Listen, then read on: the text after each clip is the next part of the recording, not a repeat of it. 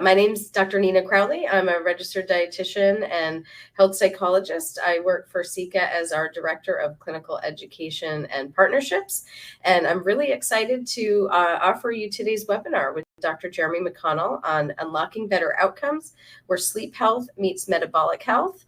And Jeremy, I'm going to let you introduce your background really quick. I don't want to butcher it. Sure. I do want to highlight, though, that if you want a real deep dive on your personal life, we did a podcast episode together a couple weeks ago, and it's really insightful and it's a really really good episode. So I recommend that. I'll drop the link in the chat so folks can check out the deep dive on your personal side after this. Sure, I appreciate that. Thank you so much. And thanks for having me present on this topic, which is something I deal with every day in our practice. My background, I'm a family physician by my formal training, but I'm also a sleep specialist and an obesity medicine specialist. I've been practicing obesity now for 24 years and sleep for 20 years.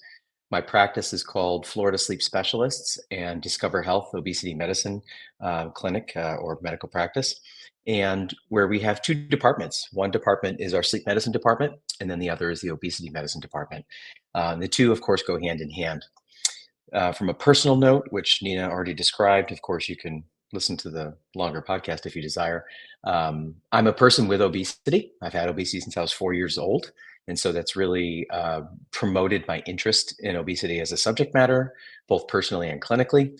And then also I have sleep apnea. So I was diagnosed with sleep apnea about 9 years ago or so when I was at a heavier weight. And so this intersection of sleep disorders and sleep in association with obstructive sleep apnea in particular is near and dear to me. It was actually in the early 2000s when studies were published showing how adverse sleep, so shortened sleep or interrupted sleep, promoted weight gain and made it more difficult for people to lose weight. That's what spurred my interest in learning about sleep disorders in general. As many of you know, in the traditional family medicine training, it's not necessarily a major component to our core curriculum. So in practice, it was something that I learned our patients needed me to understand. And so that's why I began my learning in that subject matter. And so it's advanced quite a bit. And so my two skill sets in the field of obesity and sleep medicine have kind of collided in the last couple of years to a much greater extent. And we're going to talk about some of those advances and kind of where the opportunities lie for our patients and what we can do for them. So there's a couple of objectives we want to cover today. The first, of course, is to understand that there's a bidirectional relationship between sleep and metabolism, whereby sleep disorders in general, or insufficient sleep, disrupted sleep, affects things like metabolic rate. It affects body composition. It also affects various hormonal and inflammatory factors that can foster increased risk toward weight gain and make weight loss harder. And in the inverse also, that problems with obesity can lead to an increased risk for the development of sleep disorders. I think this is critically important, especially for our obesity colleagues, to understand that sleep disorders can be an underpinning component to the patient's difficulty with as far as root causes of how they develop obesity in the first place, but also perhaps why they may be struggling to have success with weight loss. We're going to talk about identification and screening for obstructive sleep apnea. And I want to provide you with some clinical pearls so that you can, tomorrow morning, you can start using these in practice right away. And we're going to talk about the clinical use of Zepbound. And the reason why Zepbound in particular, as opposed to weight loss on the whole, is because last year, Zepbound received FDA approval as the first and only drug ever for the treatment, for indication for treating obstructive sleep apnea in adults with obesity. So we're going to talk a little bit about some of the challenges there, some of the opportunities, some of the clinical things you should be thinking about, and how you would apply this in your day-to-day practice. And then we're going to look at body composition metrics, specifically visceral fat mass. And we're going to look at that as how it interrelates to obstructive sleep apnea. Most people may not be aware of this, but there's a direct relationship between visceral fat mass and the risk of OSA and the severity of OSA. We're going to talk about how those interplay.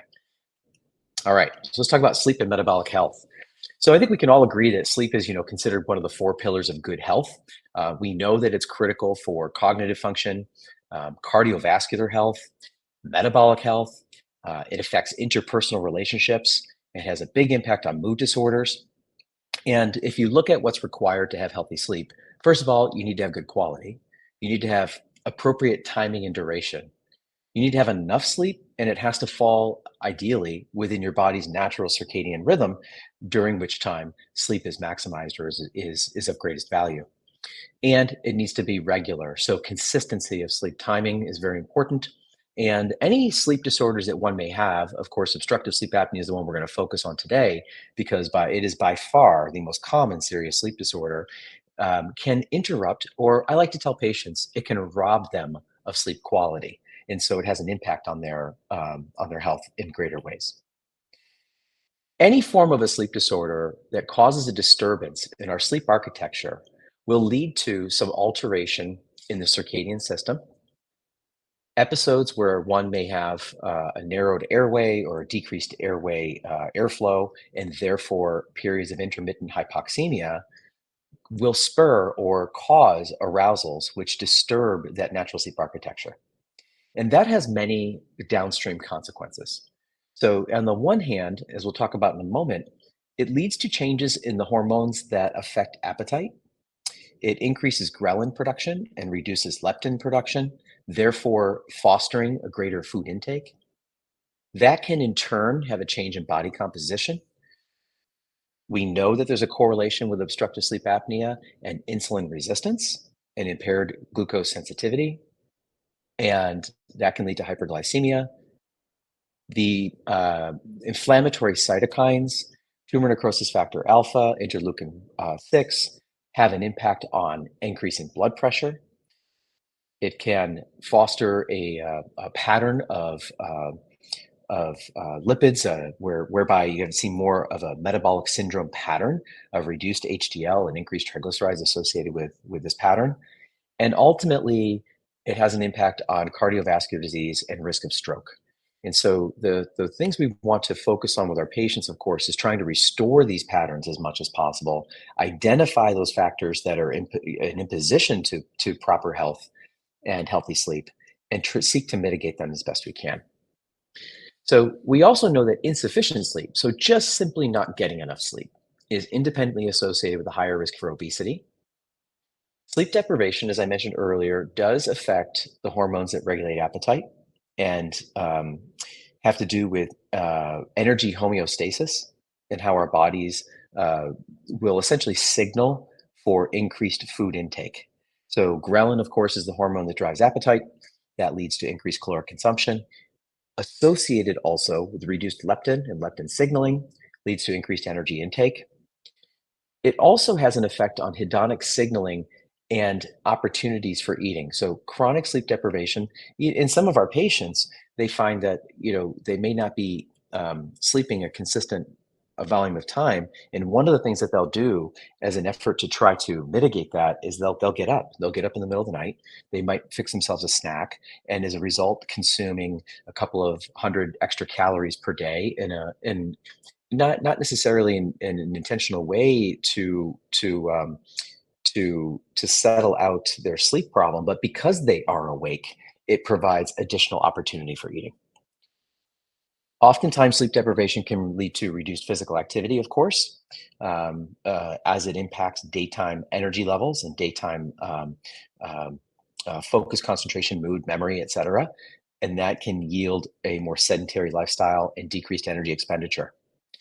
A common phenomenon I see in my patients with narcolepsy, who are chronically sleep deprived because of sleep fragmentation, and simultaneously also lacking the neurotransmitters to promote wakefulness, is they will oftentimes use food as a means to provide some wakefulness stimuli.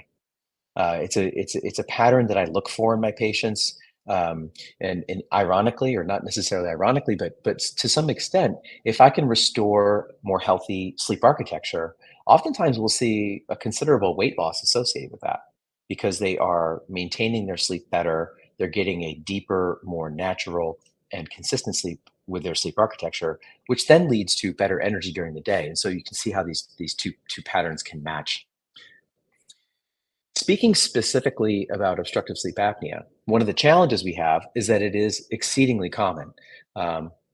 Despite that, and despite greater awareness and attention to the disorder, it remains significantly underdiagnosed. So when you look at the United States population, there are approximately 45 million people in the United States with moderate to severe obstructive sleep apnea. And so that comprises about 15% of the population, or 1 in 6.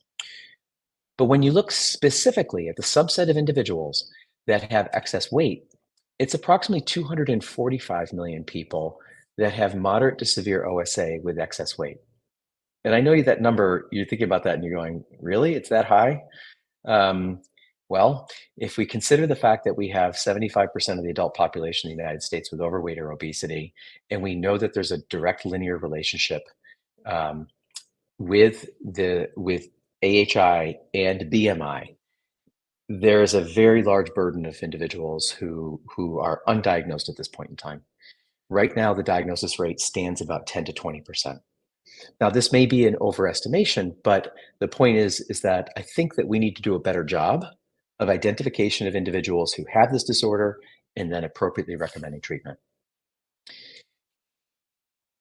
Men will exceed the rate of this compared to age-matched counterparts in females. However, once women achieve menopause, their rate equals that in men. One thing that I think is important, the distinction between men and women as it relates to obstructive sleep apnea, is that I think that there's a bias that women can't have obstructive sleep apnea, and that is simply not true.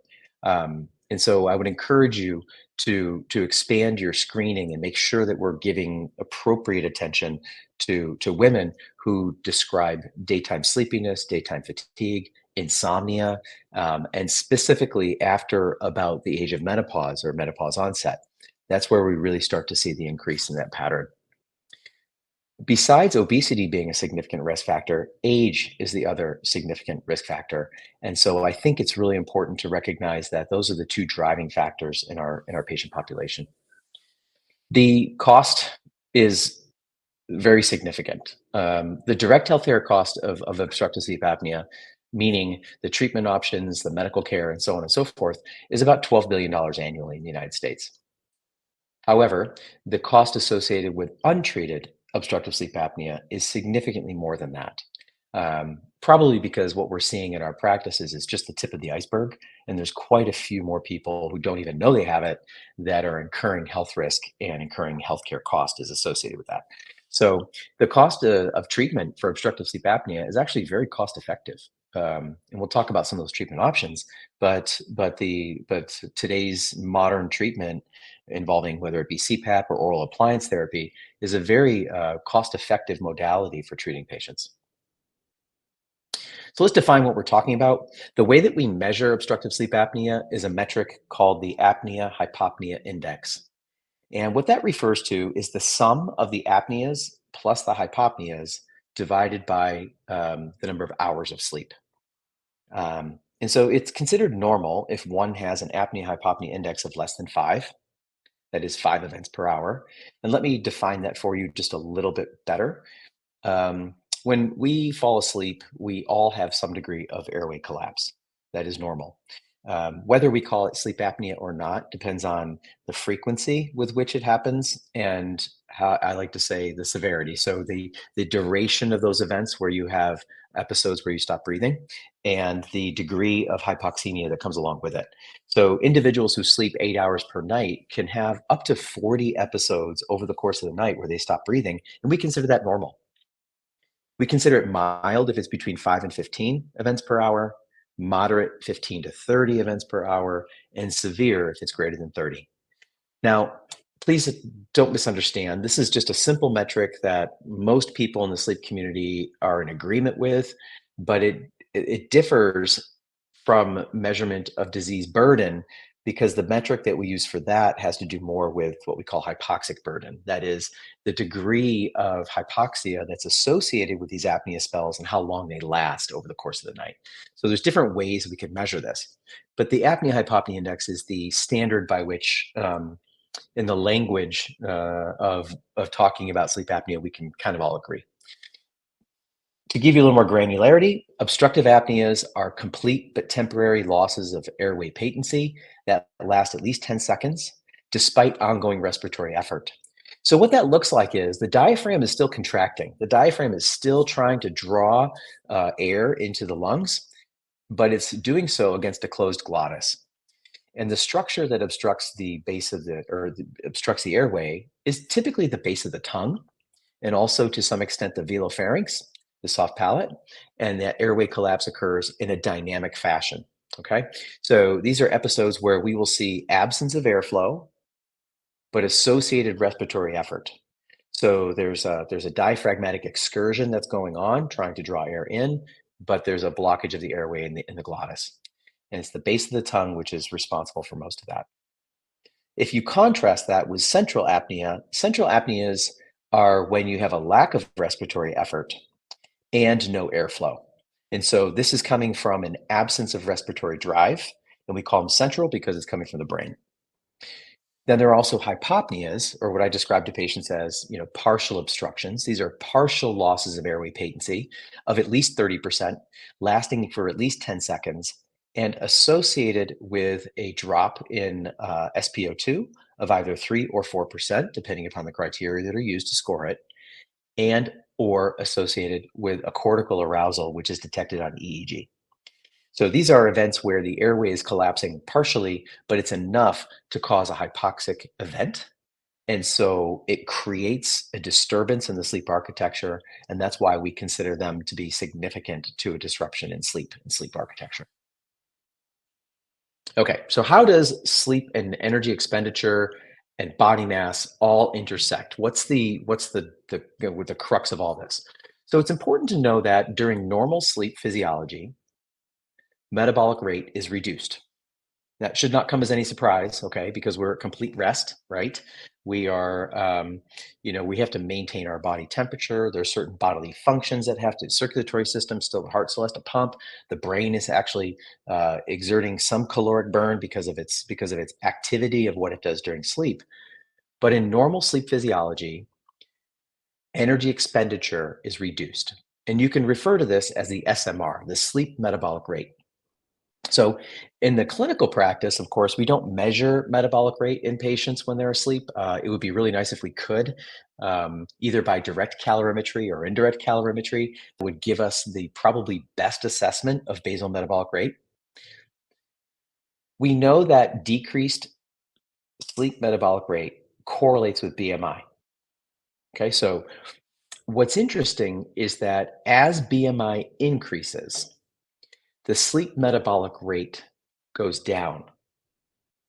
Now you'd say that's kind of strange, right? It doesn't make sense. You'd figure that if body mass is increasing, one would burn more calories, but there is a reduction in the observed sleep metabolic rate compared to the predicted metabolic rate. In essence, larger BMI or higher BMI is associated with a reduced sleep metabolic rate, and that contributes to a decreased caloric deficit.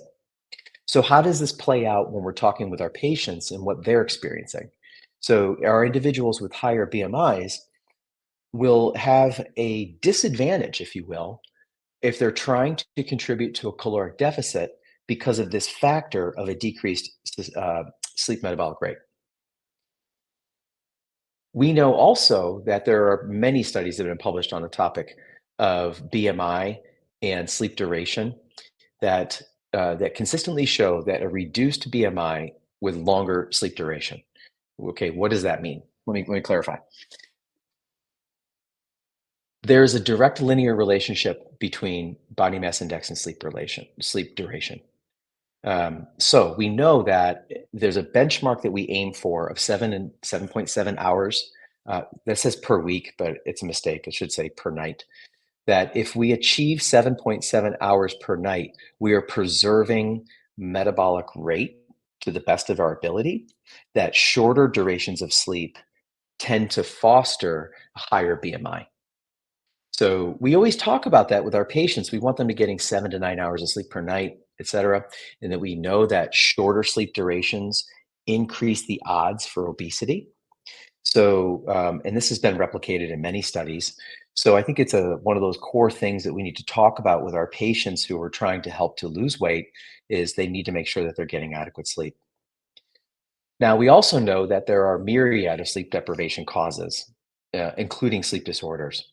So when an individual has OSA, there is an increased sleep metabolic rate, contrary to what we see in normal sleep physiology, and increased basal metabolic rate during the daytime.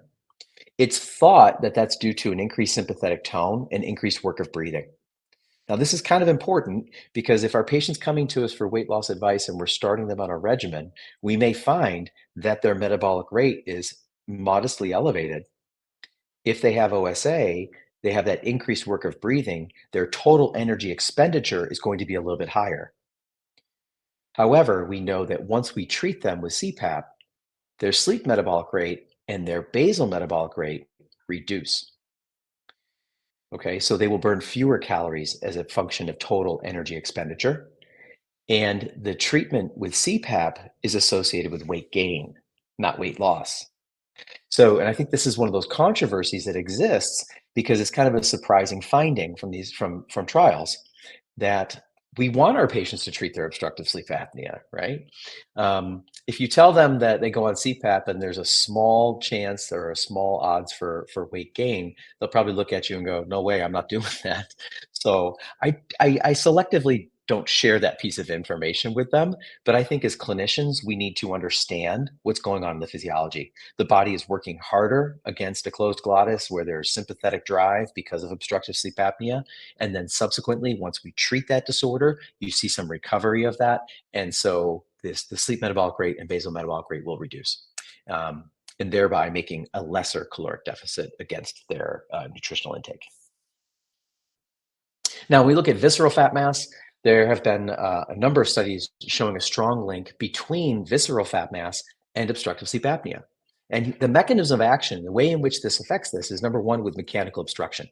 So there is a direct relationship between intra-abdominal visceral fat mass and fat mass in the upper airway. And we know that that can contribute to a reduced pharyngeal airway size and simply crowding of that oropharynx area. We also know that there's an increase in abdominal pressure, intra-abdominal pressure, which reduces lung volumes and increases upper airway collapsibility, making obstruction more likely to occur. There's also a phenomenon that we call tracheal tug. Okay, so when you draw breath, so you're lying supine and you draw a breath, your diaphragm is contracting, it's creating some traction on the trachea itself, which elongates the airway slightly and in turn kind of stiffens the airway a little bit, protecting against some degree of collapse. So the increased visceral fat mass limits that tracheal traction function and so increases pharyngeal collapsibility. We also see an impact on upper airway function. So independent of the factors that I mentioned already, especially in central obesity associated with alterations in pharyngeal, neural, and mechanical control mechanisms. So what I'm referring to here is the pharyngeal dilator effect. So the upper airway, the site of airway obstruction in obstructive sleep apnea is not reinforced by any rigid tissue. There's no bone or cartilage that is reinforcing the airway space. What opens the airway space is neuronal control. It's coming from the brain, whereby the muscles that are pharyngeal dilators are being stimulated to keep the airway patent. It turns out that in individuals with high visceral fat mass, there's a disturbance in the ability to maintain that upper airway in patency, which leads to increased upper airway collapsibility. And then the last component which relates to this is that age and visceral fat. So that aging, as I mentioned earlier, is a risk factor for OSA and is associated with a shift in body fat distribution toward increased visceral fat. And that's independent of overall weight gain.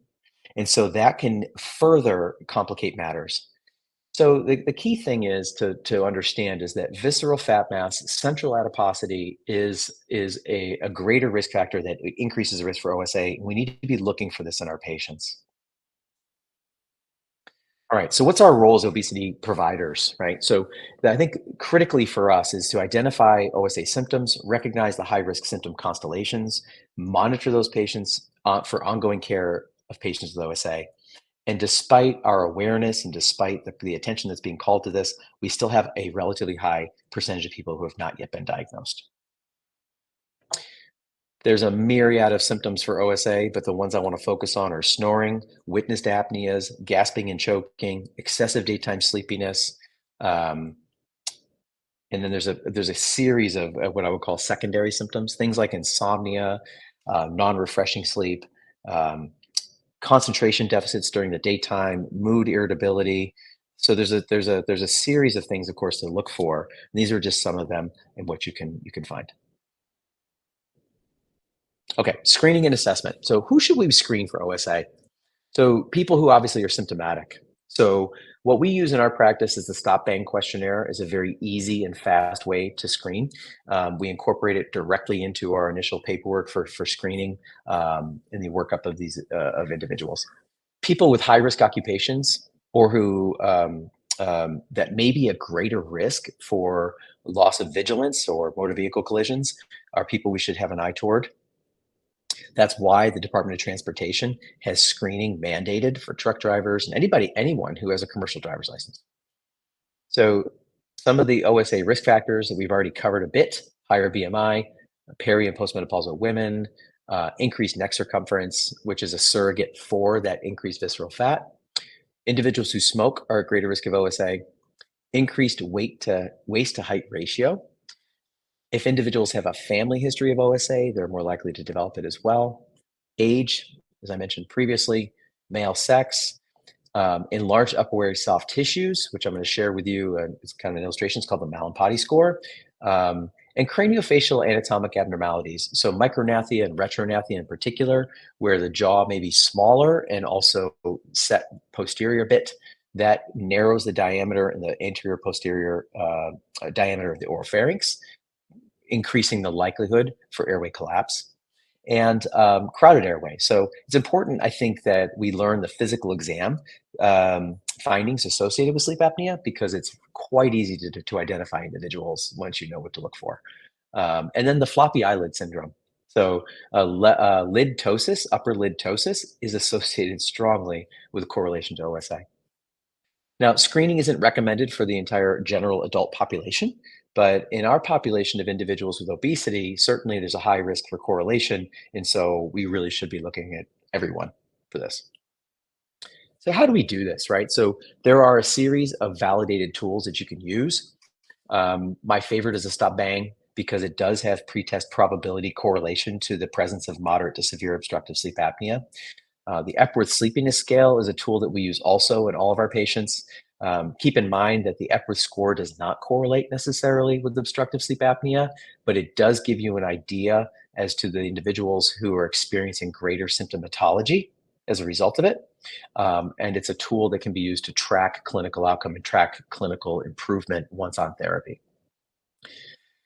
And so there are two diagnostic tests. When you identify a patient by screening who is a suspect for obstructive sleep apnea, there are two options you have. You have the traditional polysomnogram, and I realize that depending upon your community, there's probably been widespread changes in access to sleep care in your community over the past decade, or maybe 15 years now or so.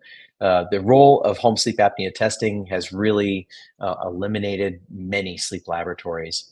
That, in a combination with declining reimbursement, it simply isn't as profitable as it once was. And so you're seeing basically closure of labs all over the place. It is still the gold standard polysomnogram in the laboratory, and it's indicated for diagnosis of sleep disorders, including OSA. Logistically, of course, it means the patient has to go to the laboratory, sleep overnight, and that can be a turnoff for sure. It's usually one of the greater barriers to actually getting tested. And there's increased costliness associated with it. And of course, because it requires an attended technologist, sometimes with shortage in technologists, we can have prolonged delays in getting people treated and getting them diagnosed. Compare that with home sleep testing. It is a diagnostic test. Many of our colleagues think that home sleep testing is simply a screening test. That is not true. It's a diagnostic test. And so when you have a positive test result, it is indeed a positive test result. The problem with it is that it only looks for obstructive sleep apnea. It doesn't have the ability to detect the other sleep disorders. Some of the newer types of devices can also detect central sleep apnea, but I would say that sleep clinicians have varying degrees of trust in that measurement. An advantage of home sleep testing is that it's less cost prohibitive. It's actually quite inexpensive to do these tests. Um, a limitation is that it may not be able to differentiate between sleep versus awake. And so as a result of that, it can have an increased risk for false negative results. So one of the key take-home messages that I would share with you, it's kind of like a rapid strep test, you know, if it's positive, it's reliable. But if it's negative, it doesn't mean they don't have sleep apnea, and it doesn't mean that they don't have a sleep disorder. Sometimes home sleep apnea testing can reveal no evidence for sleep disorder breathing, but they may still in fact have sleep disorder breathing. It just wasn't captured. Contrast that with an in-laboratory polysomnogram that has the ability to both rule in and rule out the presence of sleep apnea. So a clinical pearl, which I think is important to note, if you order a home sleep test and you get that result back and it doesn't show evidence for obstructive sleep apnea, that is the next step in management is an in-lab study, especially in a symptomatic patient, whereby the symptoms are unexplained at that point in time.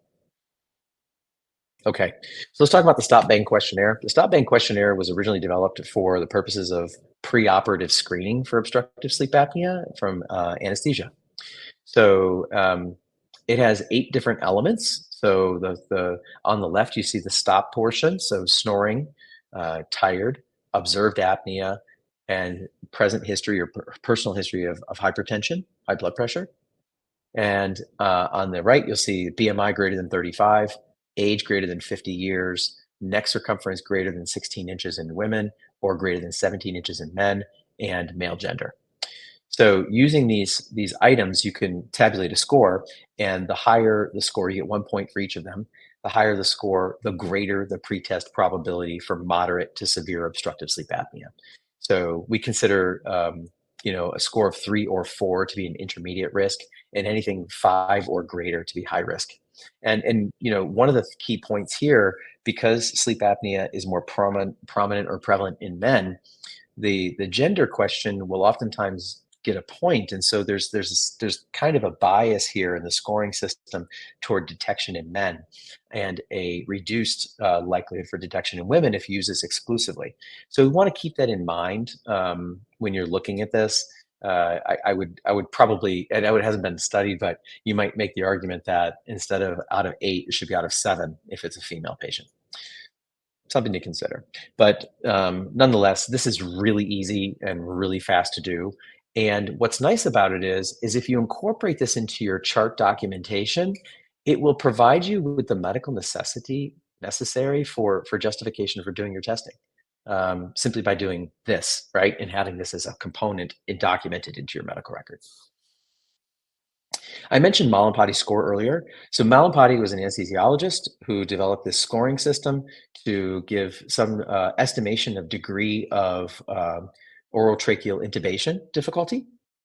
And so you can see on the left where we've called a class 1 airway, and all the way to the right is class 4. And what it has to do with is both the size of the tongue relative to the mandibular space and also to the space of the oral pharynx. And so one can have an enlarged tongue, of course, but they could also have a relatively small space. And so the combination of the two creates a lot of crowding. This does directly correlate with risk of OSA. And so especially in people with class 3 or class 4, and this is an easy exam to do with your patient. You have to simply just open their mouth and stick out their tongue. And I like to say, if I can't see the entire uvula, we have a problem, right? So the other thing that I'll look for is, you'll see this on the lateral tongue crenations, or what we call scalloping, where the tongue is so large that it's pressing against the side walls of the teeth. And so you can detect that, and it's an indicator that the tongue size is relatively large compared to the airway space available. Something very simple you can do. All right, let's talk about treatment and management. We know about non-invasive therapies, positive airway pressure. There's a myth, I think an exaggeration, that nobody tolerates CPAP. That simply isn't true. In skilled hands and with good instruction and good education, like in our practice, we see 80-85% success with CPAP therapy.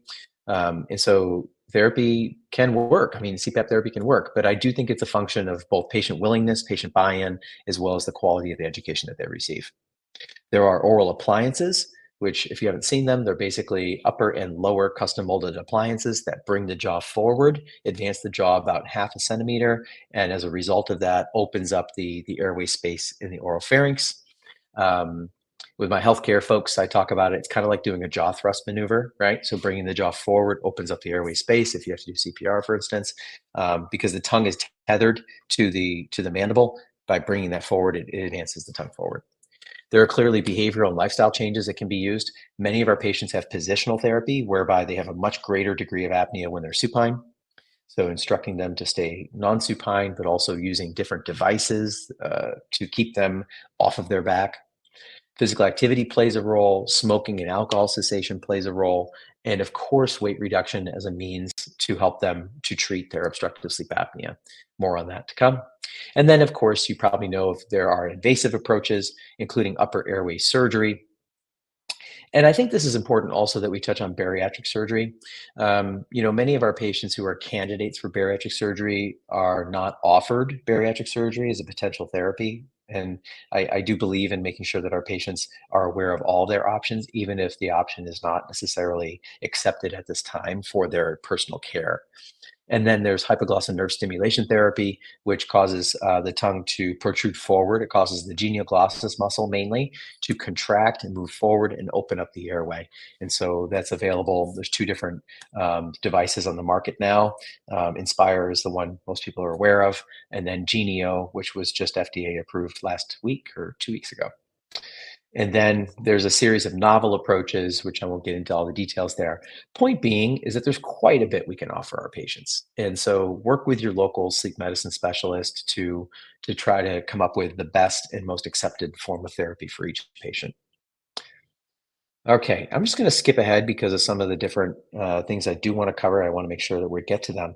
But I think that the key thing about CPAP is CPAP offers, well, I'm going to say PAP therapy. Okay, CPAP, AutoPAP, and BiPAP. Most of the time we use AutoPAP these days. Offers the greatest opportunity for near or complete resolution of AHI. And we know that it's associated with improved sleepiness and improved sleep-related quality of life, improved blood pressure, reduction in motor vehicle accidents, and it's very cost-effective. A CPAP machine typically costs about $1,000, and it will last for 8 to 10 years. So it's a pretty durable piece of equipment. The disadvantages, the benefits in reducing cardiovascular and all-cause mortality are somewhat unclear. So we don't really have very good long-term cardiovascular risk reduction evidence associated with PAP therapy. We know that about a third of patients who are diagnosed with OSA will refuse PAP, and then about 50 to 75% of patients who try CPAP will discontinue or fail to hear optimally in the long term. So we do need treatment options, and we do need alternatives to address this. I mentioned the mandibular advancement devices. I'm just going to skip that for the moment. And then, of course, there are different surgical interventions as well. So some clinical considerations when you have patients you've diagnosed with obstructive sleep apnea is, number one, diagnostic complexity. How complex is the patient? And in light of their comorbidities. So what I like to look at is their severity of their OSA and specifically their comorbidities. And I'm looking here at cardiovascular risk and are there patients for whom we need to be more aggressive? And here's a list of a couple of scenarios where we ought to be more aggressive. So those with coronary artery disease, congestive heart failure, cerebral vascular disease, atrial fibrillation, hypertension, mood disorders, and insomnia are clearly cases where we need to be more aggressive. Those who have overlap syndrome with COPD and obesity hypoventilation syndrome, because we know that in these conditions, untreated or incompletely or partially treated obstructive sleep apnea is likely to cause more problems, more morbidity associated with these conditions. And so we're more aggressive. Even with lower AHI scores, we tend to be more aggressive in this patient population. We want to know, what did they try in the past? Do they struggle with claustrophobia that might eliminate PAP therapy as an option? Do they have significant cognitive deficits without adequate support? Can they engage in the treatment, and will they be successful in the treatment? And do they have any pre-existing assumptions? do they have any, they have a family member or a friend who tried CPAP and they said, oh, they didn't like it, they couldn't do it. And so they enter into this with a bit of a bias that they're not going to be successful. I mentioned earlier that treatment choice is critical. And so I definitely believe in shared decision making and sitting down with patients and going over the pros and cons of all their different options. And I think it influences the likelihood of successful treatment. And I think very importantly, sleep apnea is a chronic condition. It doesn't generally go away, and it will progress with age and with weight increase. And so it's important to recognize this is not a set it and forget it. It requires follow up and assessment of treatment adherence and effectiveness. And so I think as you're trying to decide how you want to manage these patients clinically, you have to decide, am I going to manage this? Am I going to follow these people? Am I equipped to follow these people? And do I have the tools and resources necessary to follow them according to the standard of care? And if you don't, which is fine, partner up with someone who does so that you can manage those patients longitudinally. Very important note, about a third of people who suffer from OSA have normal weight.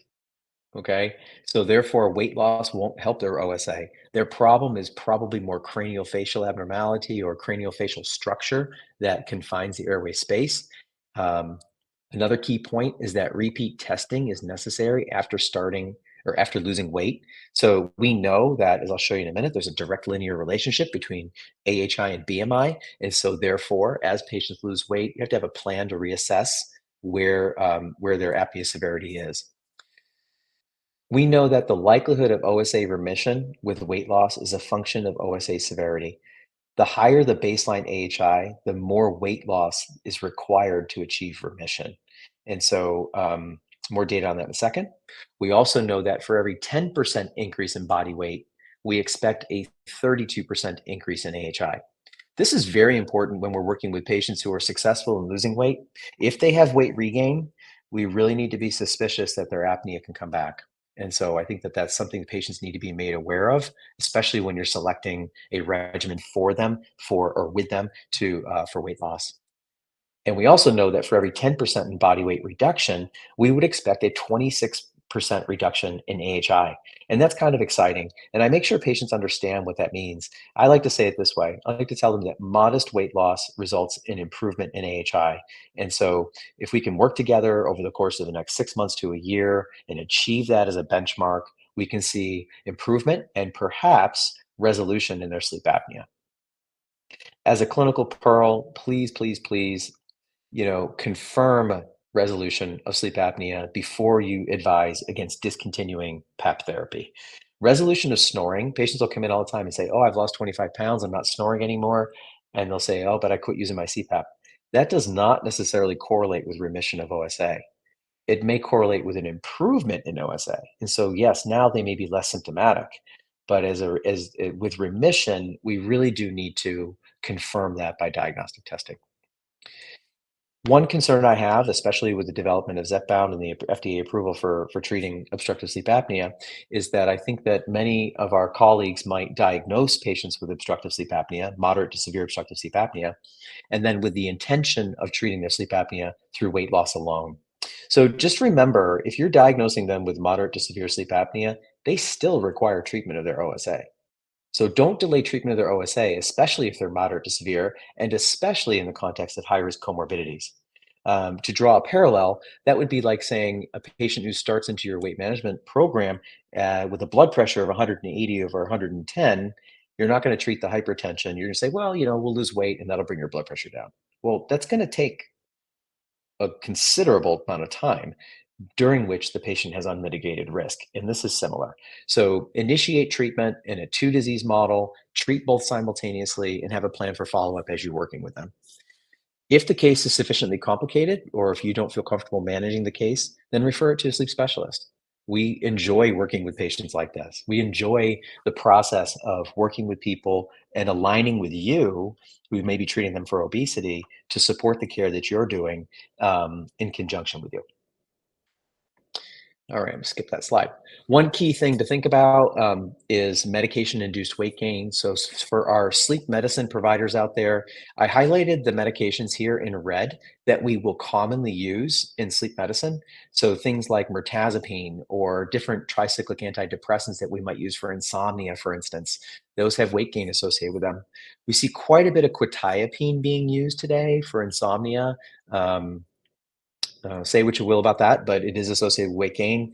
And then we use a lot of gabapentin and pregabalin to treat refractory restless leg syndrome. Gabapentin and pregabalin are now considered first-line therapy for restless leg syndrome, and so we will oftentimes we'll see that used, and so it may be a factor in your care.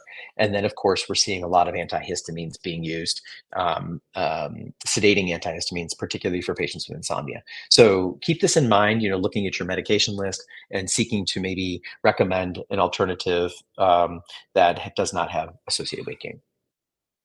All right, let's talk about some of the research. As I mentioned earlier, a 10% weight gain predicted a 32% increase in AHI. So if you take a look across the landscape of obesity in the United States today, despite all of our advances in our current medications, as wonderful as they are, we are still increasing weight. So it's important to know, especially if you're engaging in primary care for people whereby you have longitudinal care with them. One of the very first things I do when I see patients in my practice that I've been treating for years is I'll go to their vital signs and there's like a graph function, and I'll take a look at that. What kind of weight change are we seeing in that individual over the past 3, 4, 5, 6, 7 years? And so we know that our trajectory for weight in the United States today is not going down, it's actually going up. And so we haven't quite stemmed that tide yet.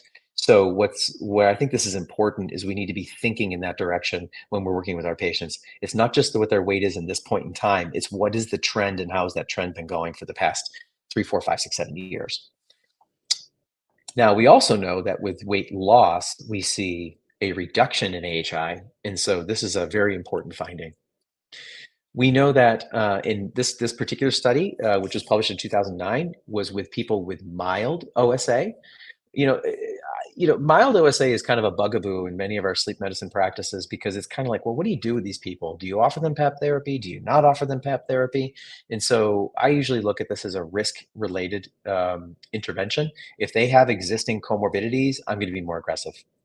But if you take a look at this particular study, you can see on the graph on the right that if at 1 year, individuals who lost 5 to 15 kilos had a remission of their OSA. 62% of them had remission of their OSA.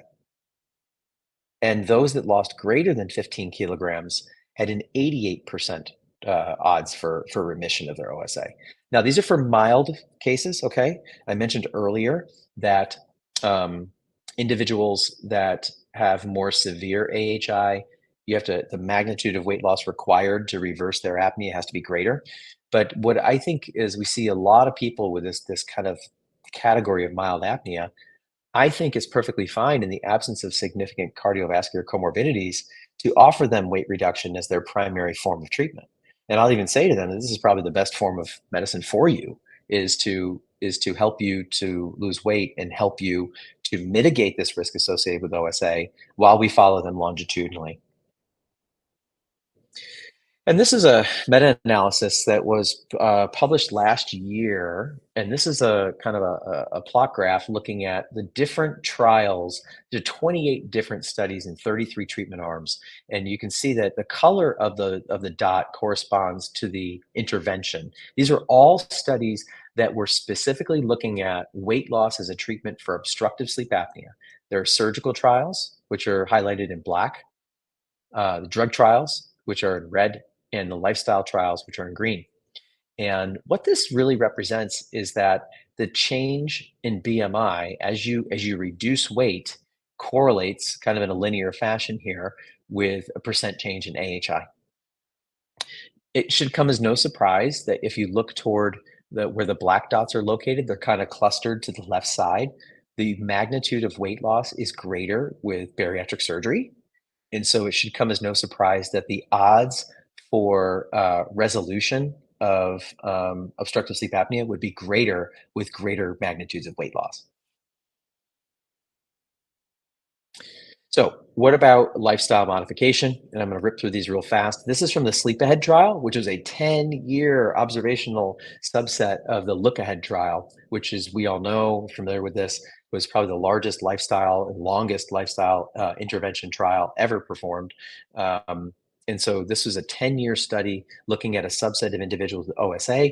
And you can see in the red graphs, you can see that that is the diabetes support and education group. The yellow are the group that received the intensive lifestyle intervention. And you can see that there was a sharp reduction in weight and then a weight regain and then gradual maintenance of that weight out to year 10. You can see on the bottom portion what AHI did. So in the individuals, in the subset of individuals who have obstructive sleep apnea, there was an improvement in AHI with lifestyle modification induced weight loss.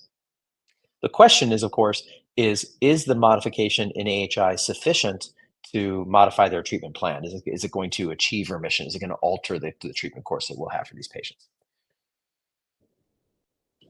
And this is a study that published in 2021 by Nastaliq, and this study was looking at improvement. Weight reduction from bariatric surgery has shown a significant improvement in OSA. And what this is showing is that comparing preoperative AHI to postoperative AHI, that there was a reduction from 44 events an hour down to 29 events per hour.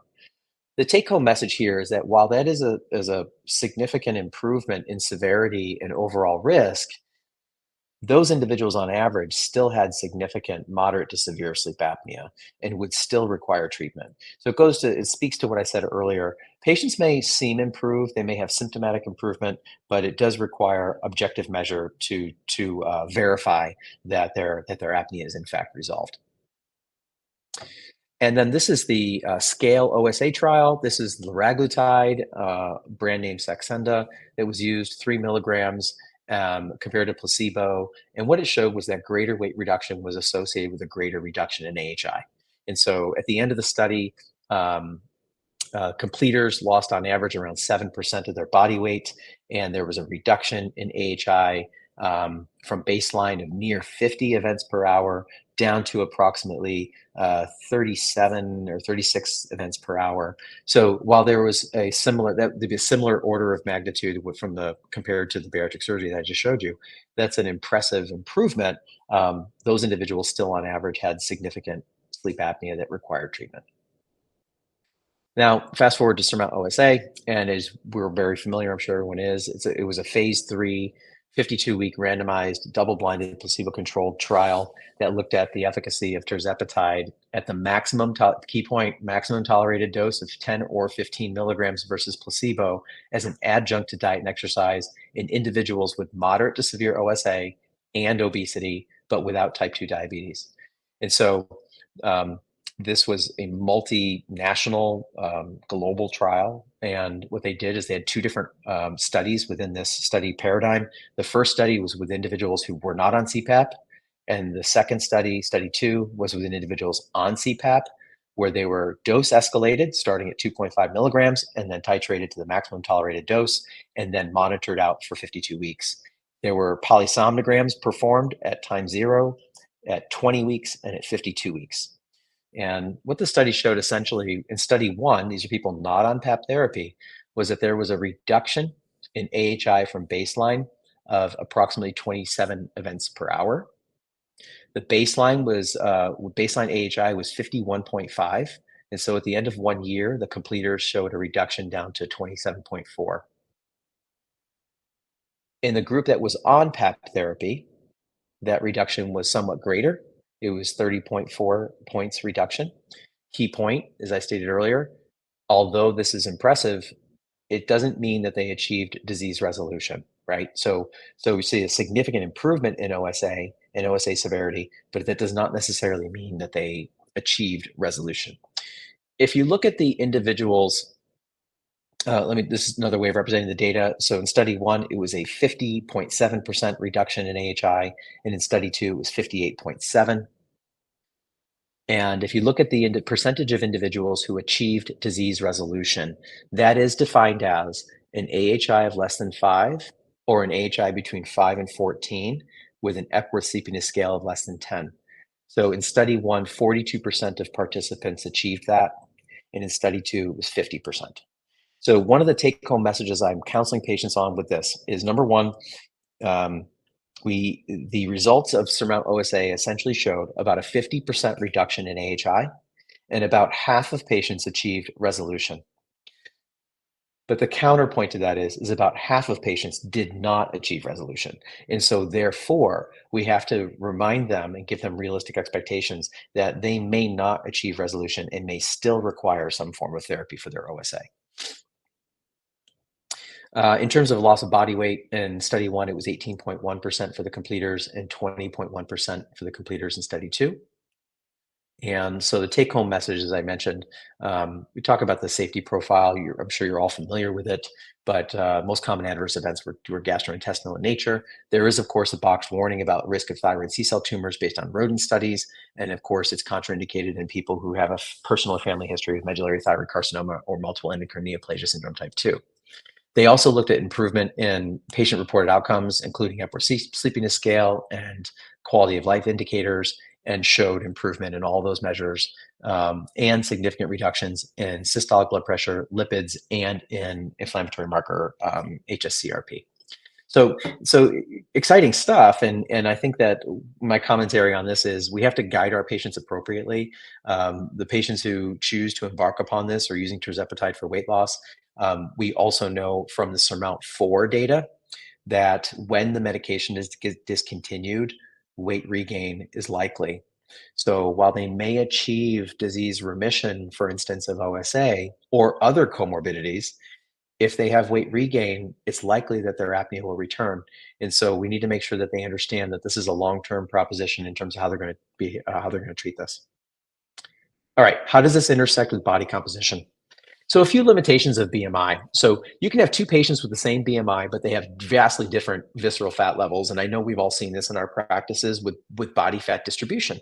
So, we'll see patients with a more lower body fat distribution who do not have central adiposity or in and around the airway, and they have a reduced risk. They don't have the same risk of OSA as a person who has more of the truncal obesity and fat mass in the airway region. We know that visceral fat, like we talked about, is strongly linked to obstructive sleep apnea severity. It also is linked with insulin resistance and hypercortisolism, inflammation, and cardiometabolic disease. So looking at where people have their body fat distributed can help us to guide therapy as to who we need to be perhaps more aggressive with. And as we all know, muscle mass and the preservation of muscle mass in the context of weight loss plays a significant protective role in protecting against reduced energy expenditure. One of the predominant determinants of your resting energy expenditure is your skeletal muscle mass, and so we want to try to protect that as best we can. So what we do in our practice is we do a baseline body composition analysis on our patients for everyone who started the program, and then we measure them quarterly. And so it will oftentimes guide our treatment interventions. It'll guide our nutritional recommendations, their physical activity recommendations, and let me posit this to you. If you're seeing a patient who has an elevated visceral fat mass, maybe we need to be thinking about screening them for OSA. Now, I mentioned earlier we should be screening all of these patients by virtue of their obesity, but there are certain individuals who say, oh, this one's going to have a much greater likelihood of having significant OSA, and that may indeed warrant treatment.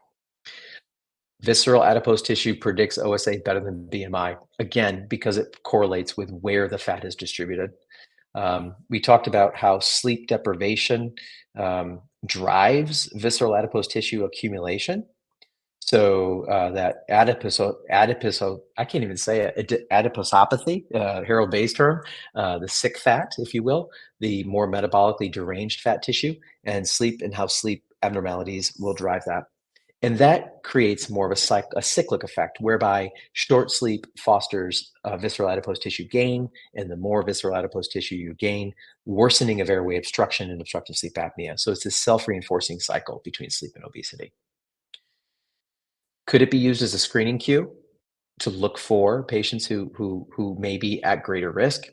Can we track their progress? Those of us who measure visceral adipose tissue frequently in our practices will know that we see losses of visceral adipose tissue faster than we see subcutaneous adipose tissue loss. And so it's kind of exciting to see that. And we know, or we can use this information to posit that we're improving metabolic health with our patients over the course of that treatment period.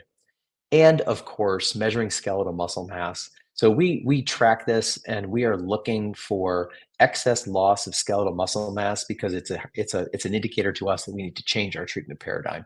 We need to modify that. So in our patients who are diligent with resistance training, diligent with their macronutrient goals, monitoring those over time, we're seeing pretty good, I think excellent preservation of skeletal muscle mass with those patients. So. All right, so how do we do this in the real world? So in a practice where we have both sleep and obesity, we have that privilege of being able to do this, so these two things tied together. I realize that that's not common, and I realize that not everyone has that. But I think conceptually, if you're involved in the treatment of obesity, we have to think of this as concurrent and longitudinal care of both that obesity and OSA, and really looking at the discussion and the role of treatment of obesity as a core treatment approach to OSA. Okay. Now, that is not how it's done in most sleep practices. It's CPAP, it's oral appliance, it's maybe surgery, or hypoglossal nerve stimulator, what have you. But what I really want to push here is the concept that if obesity is the condition that is driving a lot of this, we need to address it at every opportunity in a compassionate and careful manner so that we can help our patients to achieve the outcomes that they can achieve with today's tools.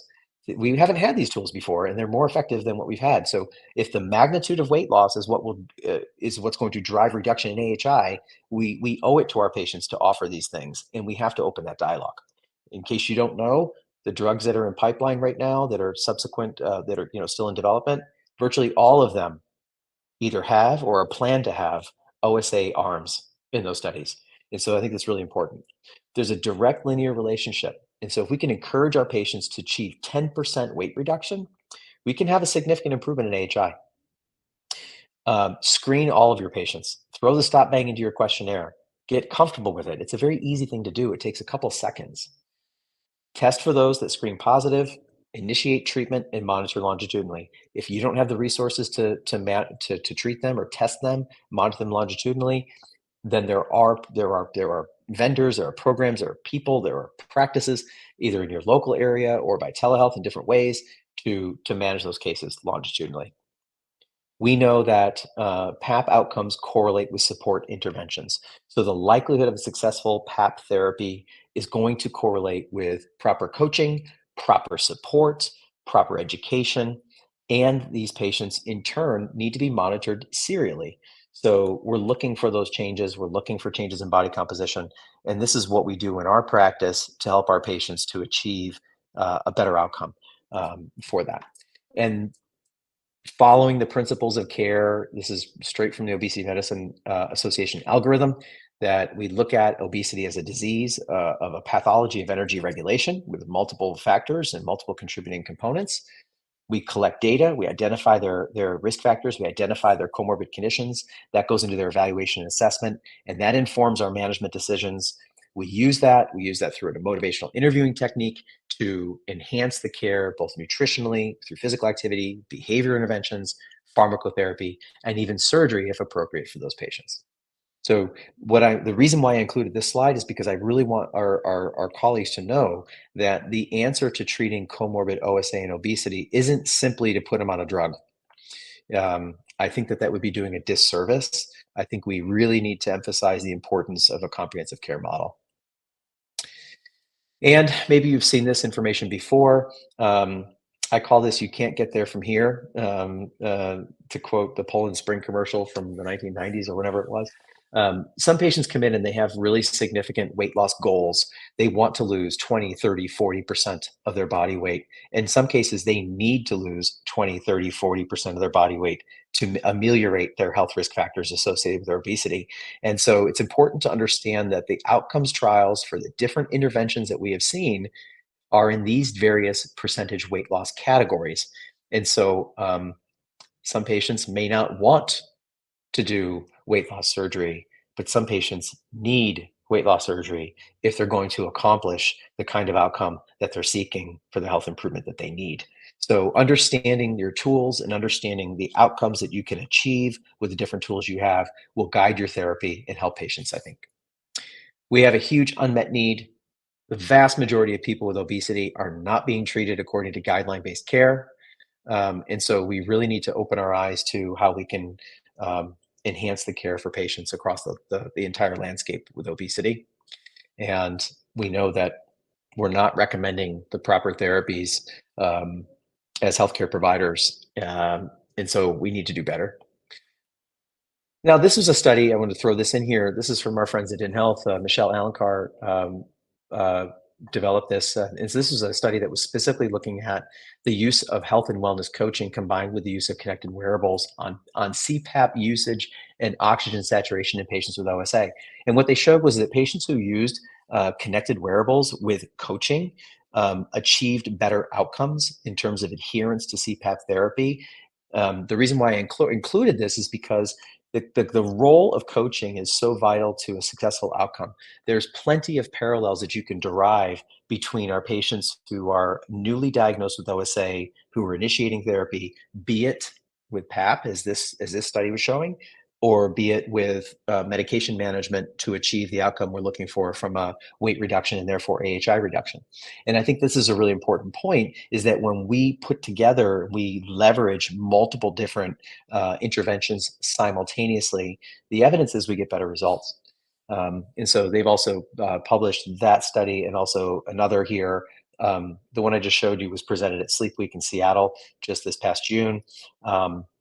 And this is another study that they were looking at specifically on health and wellness coaching. It can improve adherence to therapy and outcomes as well. So last slide, I'll go through this really fast. So what are the principles of management that I think are important? Number one, we all understand this, BMI and AHI are directly related. Obesity increases OSA, and OSA contributes to weight gain. We've known for decades that obesity increases OSA. I think we've also known for decades that OSA contributes to weight gain, but I think it's just coming into the awareness of our clinical, our colleagues. We know that modest weight loss can improve AHI, and we know that treatment options for obesity offer significant improvements in OSA severity. Obesity treatment may not result in remission. Real important to understand that. And partly because as a reminder, 30% of those with OSA have an oral BMI. And so weight reduction is not going to help those people. And many people will still have residual sleep apnea even after successful weight loss. Treatment options should be offered based on OSA severity and comorbidities using shared decision-making and risk assessment. And the American Academy of Sleep Medicine recommends retesting at intervals of 10% weight loss. There are some patients or some colleagues that I've spoken with that say, well, if they've got a lot of weight to lose, there's no sense in repeating the testing at 10%. I think there's two sides to that. One is that may be true. You may not see resolution with 10%. Maybe they need 20% weight loss. Maybe they need 30% weight loss to get resolution. But I also think there's something very important with our patients. If they start with a baseline AHI of 40, let's say, and you can repeat their test at 10% weight loss, and it shows that their AHI went down to 20.